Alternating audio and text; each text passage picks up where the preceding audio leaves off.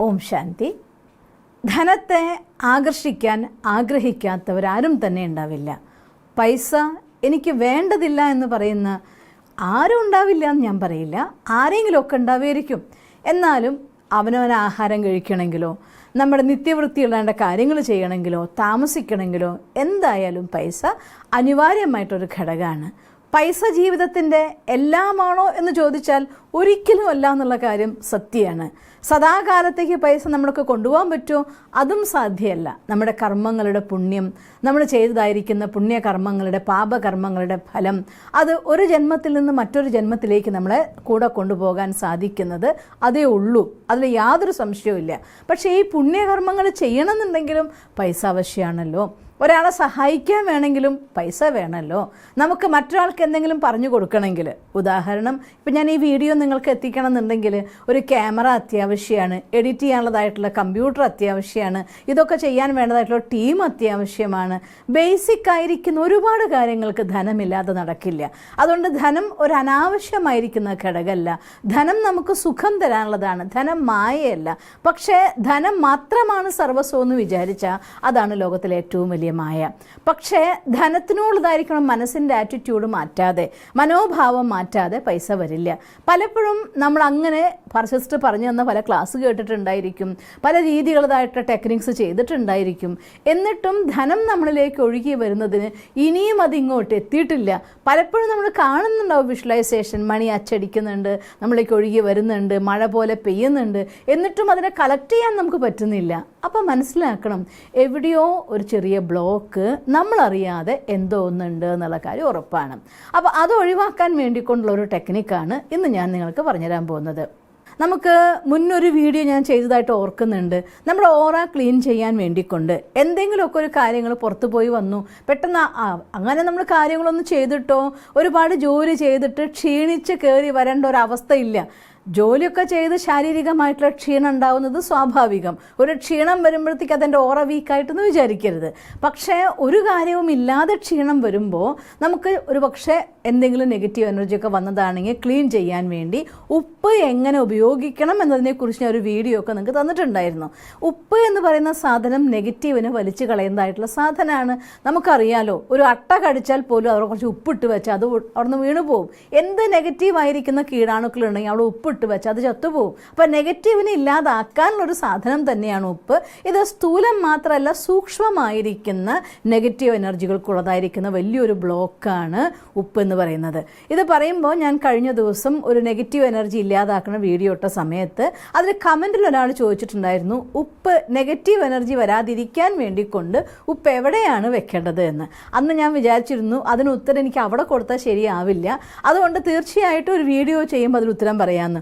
ഒരു പക്ഷേ ആ സഹോദരനോ സഹോദരിയോ ഈ വീഡിയോ കേൾക്കുന്നുണ്ട് എങ്കിൽ ഈ കാര്യത്തെ മനസ്സിലാക്കണം. ഉപ്പ് എവിടെയാണോ മെയിൻ ആയിട്ടുള്ള എൻട്രൻസ്, മെയിൻ ഡോറിൽ നമുക്ക് എന്തായാലും ഉപ്പ് വയ്ക്കാൻ പറ്റില്ല. മുഖ്യദ്വാരത്തിൽ നമുക്ക്, അതായത് വീട്ടിലേക്കുള്ള മെയിൻ എൻട്രൻസിൽ ഉപ്പ് വയ്ക്കാൻ നമുക്ക് സാധ്യമല്ല.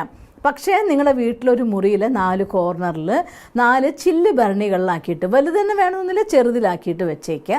ആ ഉപ്പ് നിങ്ങൾ വെക്കുന്ന സമയത്ത് ഇനി നിങ്ങൾക്ക് താഴെ വെക്കാൻ സൗകര്യമില്ലേ, വീട്ടിലേക്ക് ബെഡ്റൂമിലൊക്കെയുള്ള ജനലുകൾ ഉണ്ടാവുമല്ലോ, ജനലിൻ്റെ 2 കോർണറിലും കുറച്ച് ബൗളിലാക്കിയിട്ടോ ഒരു ചില്ലിൻ്റെ ബൗളിലോ ചില്ലിൻ്റെ ഒരു ചെറിയ ഭരണിയിലോ അങ്ങനെയൊക്കെ ആക്കിയിട്ട് ഉപ്പ് വെക്കുക. ഇനി ആ ഉപ്പ് അഥവാ വെള്ളമാകുന്നുണ്ടെങ്കിൽ മനസ്സിലാക്കുക അവിടെ നെഗറ്റീവ് എനർജി ഒരുപാടുണ്ട് എന്ന്. അതിനെ ഗേറ്റിൻ്റെ പുറത്ത് കൊണ്ട് ഒഴിച്ച് കളഞ്ഞിട്ട് ആ പാത്രം നന്നായി കഴുകി വൃത്തിയാക്കി ക്ലീൻ ചെയ്ത് വീണ്ടും അതിൽ ഉപ്പ് നിറച്ച് വെക്കാവുന്നതാണ്. അപ്പോൾ നമ്മുടെ മെയിൻ എൻട്രൻസിൻ്റെ ഭാഗത്ത് സൗകര്യം ഉണ്ടെങ്കിൽ ചെറിയ ഭരണികളിലാക്കിയിട്ട് ഉപ്പ് വയ്ക്കുക. അല്ലെങ്കിൽ ഞാൻ പലപ്പോഴും ചെയ്യാറെന്ന് വെച്ചാൽ നല്ല ബ്യൂട്ടിഫുൾ ആയിരിക്കുന്ന ഫ്ലവർ വാസ് ഗ്ലാസിൻ്റെ വാങ്ങാൻ കിട്ടും.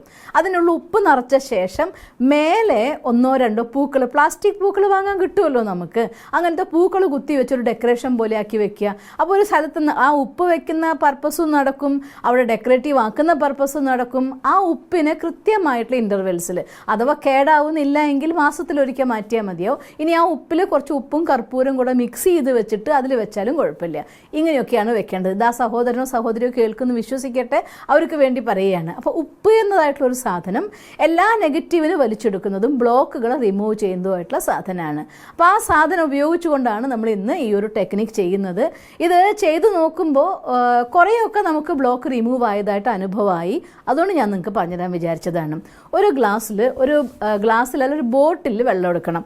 ഉദാഹരണം അതാ ഇങ്ങനൊരു ബോട്ടിൽ എടുക്കാം. നമുക്ക് നിങ്ങൾ കാണുന്നുണ്ടായിരിക്കുമല്ലോ, ഇതിൻ്റെ ഉള്ളിൽ എഴുത്തൊന്നും ഇല്ലാത്തതായിരിക്കണം. ചില ബോട്ടിലുകളുമൊക്കെ ഭംഗിയായിട്ട് പൂക്കളാക്കിയ ബോട്ടിൽ, അതല്ലാന്നുണ്ടെങ്കിൽ വേറെ ഏതെങ്കിലും എഴുതിയ ബോട്ടിൽ, പല പേരുകൾ എഴുതിയത്, ഇങ്ങനെയൊക്കെ മനോഹരമായിട്ടുള്ള പല ബോട്ടിലും വാങ്ങാൻ കിട്ടും. പക്ഷേ അത്തരത്തിലൊന്നും ആവരുത്. ഒരു ബോട്ടിൽ നമ്മൾ എടുക്കുന്ന ബോട്ടിൽ ഇതുപോലെ പ്ലെയിൻ ആയിരിക്കുന്ന ഒരു ബോട്ടിലായിരിക്കണം, മൂടിയുള്ളതായിരിക്കണം. അത് തീർച്ചയായിട്ടും ഈ 2 കാര്യം അത്യാവശ്യമാണ്. വെള്ളം ശുദ്ധജലം, നമ്മൾ കുടിക്കാൻ ഉപയോഗിക്കുന്നതായിരിക്കുന്ന ശുദ്ധജലമാണ് ഉപയോഗിക്കേണ്ടത്. പിന്നെ ഈ ഒരു ക്രിയ ചെയ്യാൻ വേണ്ടി ആവശ്യമായിരിക്കുന്ന ഒരു വെളുത്ത പേപ്പർ പീസ്, ഇതുപോലെ യാതൊരു രീതിയിലും എഴുത്തുകളൊന്നും ഇല്ലാത്തതായിരിക്കുന്ന ഒരു പേപ്പർ പീസാണ് ആവശ്യം, ഒരു പെന്നും. പിന്നെ ഒരു പാത്രത്തിൽ ഇതുപോലെ കുറച്ച് ഉപ്പും നമ്മുടെ അടുത്ത് കൊണ്ടുവച്ചിട്ടുണ്ടായിരിക്കണം. ഈ പ്രോസസ്സ് നമ്മൾ അഥവാ ഈ ഒരു ക്രിയ ചെയ്യുന്നേക്കാൾ മുന്നായിട്ട് ആദ്യം നമ്മൾ ആവശ്യം കുറച്ച് സമയം നമ്മൾ എർത്തിങ് എന്ന് വെച്ചാൽ കുറച്ച് സമയം നമ്മുടെ മനസ്സിൻ്റെ ഉള്ളിലെ ഫീലിങ്സ് എന്താണോ അത് വൈബ്രേഷനായിട്ട് നമ്മുടെ ഉള്ളിൽ നിന്ന് പുറത്തൊഴുകിക്കൊണ്ടേയിരിക്കും. അപ്പോൾ നമ്മൾ നെഗറ്റീവ് എനർജി ഒഴിവാക്കാൻ നമ്മുടെ ഉള്ളിലത്തെ ഏതെങ്കിലും എഫക്റ്റായും തോന്നാനായിട്ട് ഒരു ടെക്നിക്ക് പറയും. 2 കൈയിലും നമ്മൾ കല്ലുപ്പ് പിടിച്ചിരുന്നിട്ട് ഒരു 5 മിനിറ്റ് സമയം ഉപ്പിന് ഇൻറ്റൻഷൻ കൊടുക്കുക. മീൻസ് എൻ്റെ ഈ ബോഡിയിൽ എന്തെങ്കിലും നെഗറ്റീവ് എനർജികൾ ഉണ്ടെങ്കിൽ അത് വലിച്ചെടുക്കാൻ പറഞ്ഞിട്ട് 2 കൈയിലും കുറച്ച് കല്ലുപ്പ് പിടിച്ചിരുന്നിട്ട് ഒരു 5 മിനിറ്റ് സമയം നമ്മൾ ഭഗവാനെ ഓർമ്മിച്ച് ഈശ്വരൻ്റെ കിരണങ്ങൾ വരുന്നു, നമ്മൾ ക്ലീൻ ആവുന്നു എന്ന് സങ്കല്പിച്ചിരുന്നു കൊണ്ട് എല്ലാം ഇതിലേക്ക് വന്നു എന്ന് സങ്കല്പിച്ച് അത് കൊണ്ടുപോയിട്ട് ഫ്ലഷ് ചെയ്ത് കളഞ്ഞാൽ പോലും, അല്ലെങ്കിൽ വാഷ് ബേസിനിട്ട് ഒഴുക്കി കളഞ്ഞാൽ പോലും നെഗറ്റീവ് എനർജി അട്രാക്ട് ചെയ്ത് പോകും. അപ്പോൾ ഒരു കാര്യം ഉറപ്പാണ്, നമ്മുടെ ഉള്ളിലായിരിക്കുന്ന വൈബ്രേഷൻ നമ്മുടെ ചുറ്റും വന്നുകൊണ്ടേയിരിക്കുന്നുണ്ട്. അപ്പോൾ ആദ്യം നമ്മുടെ മനസ്സിനുള്ളിൽ നിന്ന് നമുക്ക് അനുഭവിക്കുന്ന വിഷമങ്ങൾ, സങ്കടങ്ങൾ, പൈസ ഇല്ലാത്ത സങ്കടം, അഥവാ ആരെങ്കിലും ചീത്ത കേട്ടിട്ടുണ്ടെങ്കിൽ അതിൻ്റെ സങ്കടം, ആരെങ്കിലും ഭീഷണിപ്പെടുത്തിയിട്ടുണ്ടെങ്കിൽ അതിൻ്റെ സങ്കടം, അങ്ങനെ ധനം കയ്യിലില്ലാതെ വരുമ്പോൾ അനുഭവിക്കുന്ന സംഘർഷങ്ങൾ, കേൾക്കേണ്ടി വരുന്ന അവസ്ഥകൾ ഒരുപാടാണല്ലോ. അപ്പോൾ ഇതൊക്കെ നമ്മുടെ ഉള്ളിൽ ഭാരം ഇരുന്നു കൊണ്ട് നമ്മളൊരു കാര്യത്തിന് വേണ്ടി പുറപ്പെടുന്ന സമയത്ത് ഈ എനർജിയൊക്കെ അതിലേക്ക് അട്രാക്ട് ചെയ്യുമല്ലോ.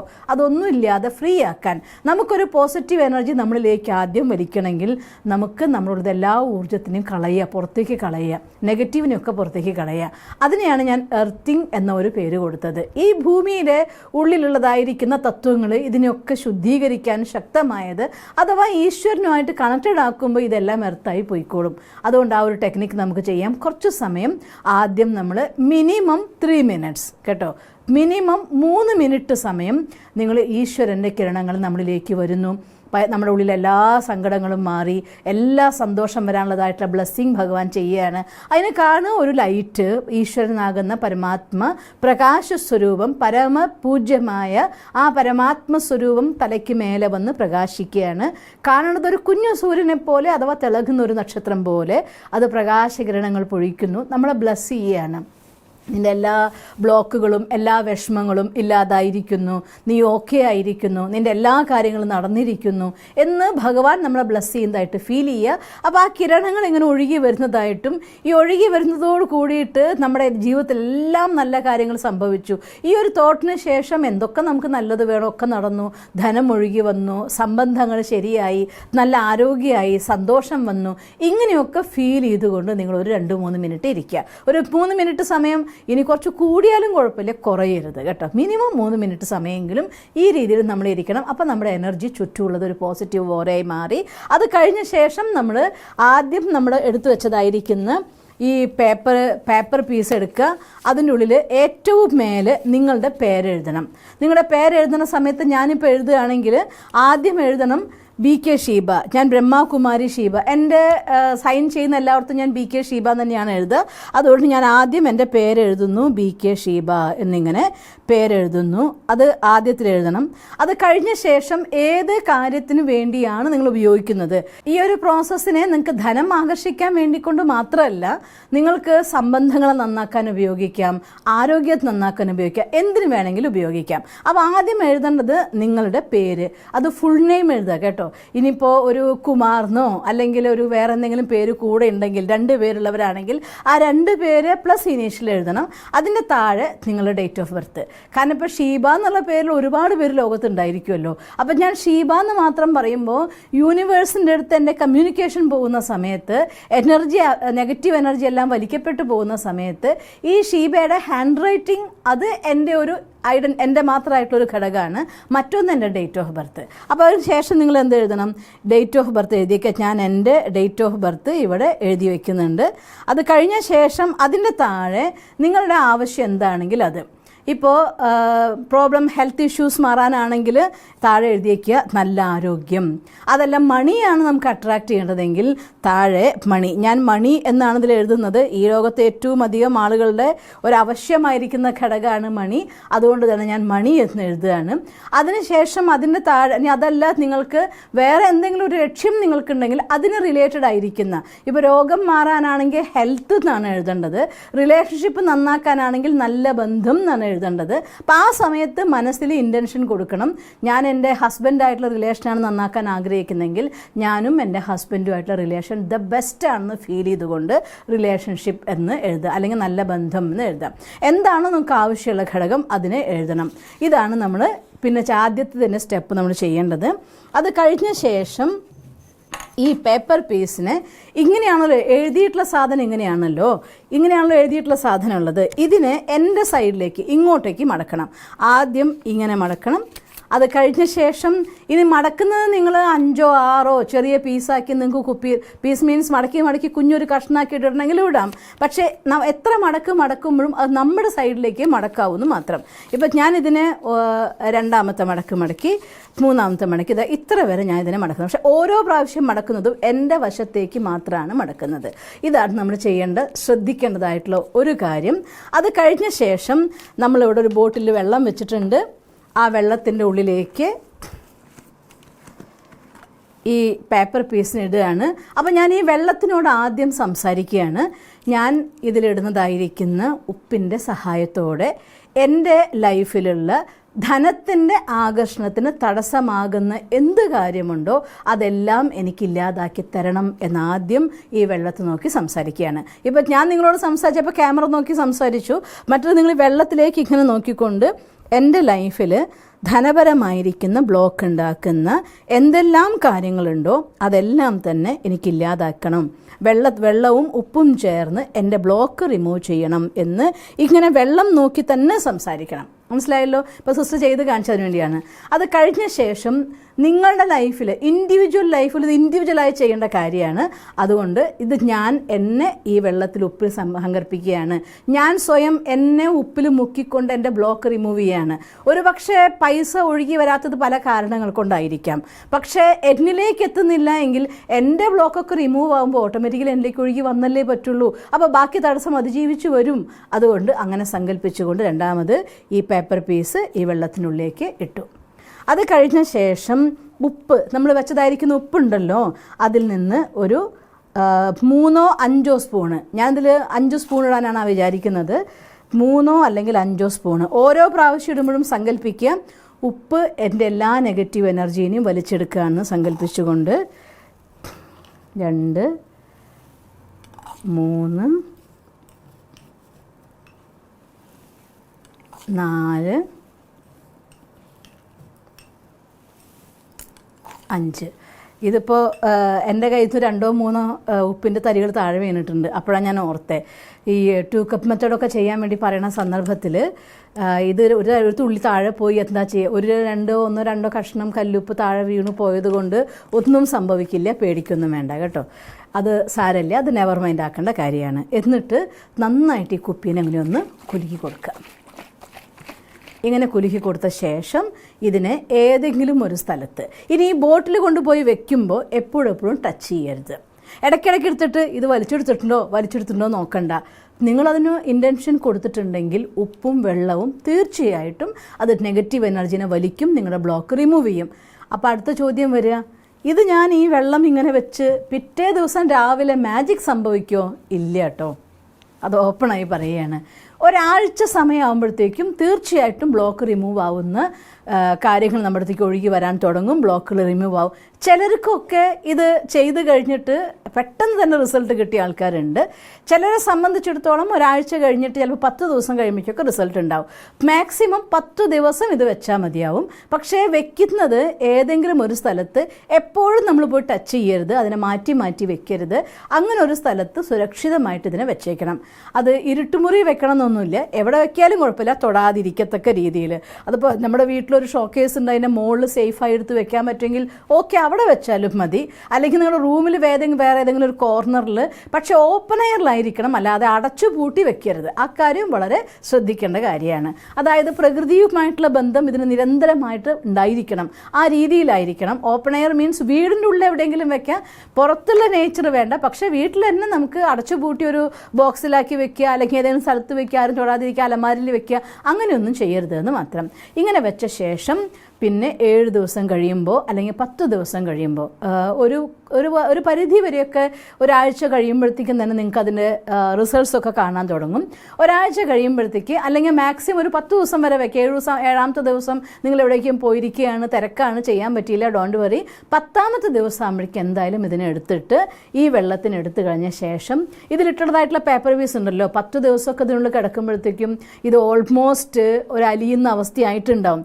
ഏതെങ്കിലും ഒരു കൊടിയിലോ സാധനം ഉപയോഗിച്ചുകൊണ്ട് ഈ പേപ്പർ പീസിന് ഒരു തുള്ളി വെള്ളം പോലും, ഇവിടെ നമ്മൾ ശ്രദ്ധിക്കേണ്ട കാര്യമുണ്ട്, ഒരു തുള്ളി വെള്ളം പോലും നമ്മുടെ മേലാവാതെ എന്തെങ്കിലും ഒരു സാധനം കൊണ്ട് ഈ പേപ്പറിനടുത്ത് ഒരു പ്ലേറ്റിലോ ഒരു തട്ടിലോ എടുത്ത് വെച്ചേക്കാം.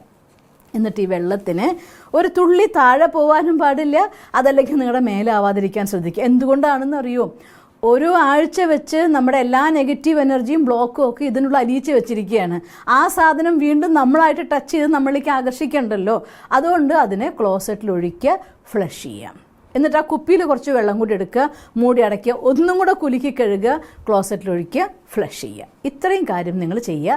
ആ പേപ്പർ പീസിനെ കൊണ്ടുപോയിട്ട് വീട്ടിൽ ഏതെങ്കിലും ഒരു സ്ഥലത്ത്, ചെടിച്ചട്ടിയിലാവാം, അതല്ലെങ്കിൽ മണ്ണുള്ള ഓപ്പൺ ആയിട്ടുള്ള സ്ഥലങ്ങൾ, ചില വീടുകളൊക്കെ കോൺക്രീറ്റ് ചെയ്ത സ്ഥലമാണ്, ടൈൽ ചെയ്തതാണ്, മണ്ണ് കുഴിക്കാനില്ല, സാരി ഒരു ചെടിച്ചട്ടിയിൽ കുഴിച്ചിട്ടാലും കുഴപ്പമില്ല. ആ പേരെഴുതിയതായിട്ടുള്ള പേപ്പറിനെ മണ്ണിൽ എവിടെയെങ്കിലും കൊണ്ട് കുഴിച്ചിട്ടേക്കുക. ബാക്കി ഈ വെള്ളം കളയുക, കുപ്പി കഴുകി ക്ലീൻ ചെയ്യുക. കുറച്ച് ദിവസം നിങ്ങൾ ആദ്യത്തെ ദിവസം കണ്ടതായിരിക്കുന്ന 3 മിനിറ്റ് വിഷൻ അത് എല്ലാ ദിവസവും ചെയ്യാൻ പറ്റിയ നല്ലതാണ്, കണ്ടിന്യൂ ചെയ്യുക. എന്നിട്ടും നിങ്ങൾക്ക് ഈ ബ്ലോക്ക് ഒന്നും റിമൂവ് ആയിട്ടില്ല എങ്കിൽ വീണ്ടും ഒരു 4 ദിവസം 3 ദിവസം കഴിയുമ്പോൾ ഒരിക്കൽ കൂടെ, ഇത് എളുപ്പമായിട്ട് ചെയ്യാൻ പറ്റുന്ന കാര്യമല്ലേ, ഒരിക്കൽ കൂടി ഇതേപോലെ പ്രോസസ്സ് നിങ്ങൾ കണ്ടിന്യൂ ചെയ്യുക. ഇനി ബ്ലോക്ക്സ് റിമൂവായി നിങ്ങളിലേക്ക് ഒഴുകി വരാൻ തുടങ്ങുമ്പോൾ നിങ്ങൾക്കിതിനെ ഒഴിവാക്കാം. അതുവരെ എത്ര തവണ വേണമെങ്കിലും ഇത് റിപ്പീറ്റ് ചെയ്തുകൊണ്ടേയിരിക്കാം. ഇനി ഇത് ഇടയ്ക്കിടയ്ക്ക് ചെയ്യുന്നത് നല്ലതാണ്, കാരണം ഇപ്പോൾ എല്ലാ ബ്ലോക്കും ഒഴിവായി ചിലപ്പോൾ നമ്മളത് ഒരുപാട് പൈസ വരുമ്പോൾ ആളുകൾക്ക് അസൂയ വന്നേക്കാം, അല്ലെങ്കിൽ മറ്റേതെങ്കിലും ധനം ഒരു എനർജി ആണല്ലോ, അതിൻ്റെ കൂടെ വേറെ എന്തെങ്കിലും എനർജി ഉണ്ടെങ്കിലോ അതിനൊക്കെ ഒഴിവാക്കാൻ വേണ്ടിക്കൊണ്ട് ഇത് ഇടയ്ക്കിടയ്ക്ക് ചെയ്യുന്നത് നല്ലൊരു കാര്യമാണ്. നിങ്ങൾക്ക് നന്നായിട്ട് മനസ്സിലായിട്ടുണ്ടാവുമെന്ന് വിചാരിക്കുന്നു. എത്രയും പെട്ടെന്ന് ചെയ്യണം. ഈ വീഡിയോ വളരെ സിമ്പിളായിട്ടുള്ള കാര്യമാണ്. നിങ്ങളുടെ വേണ്ടപ്പെട്ട എല്ലാവർക്കും ഇത് ഷെയർ ചെയ്ത് കൊടുക്കൂ. എല്ലാവരുടെ എല്ലാ രീതിയിലുള്ളതായിട്ടുള്ള ബ്ലോക്ക് മാറാൻ അവരെയും കൂടെ സഹായിക്കണം. അങ്ങനെ നിങ്ങൾക്ക് സാധിക്കട്ടെ എന്ന് സർവശക്തനോട് പ്രാർത്ഥിക്കുന്നു.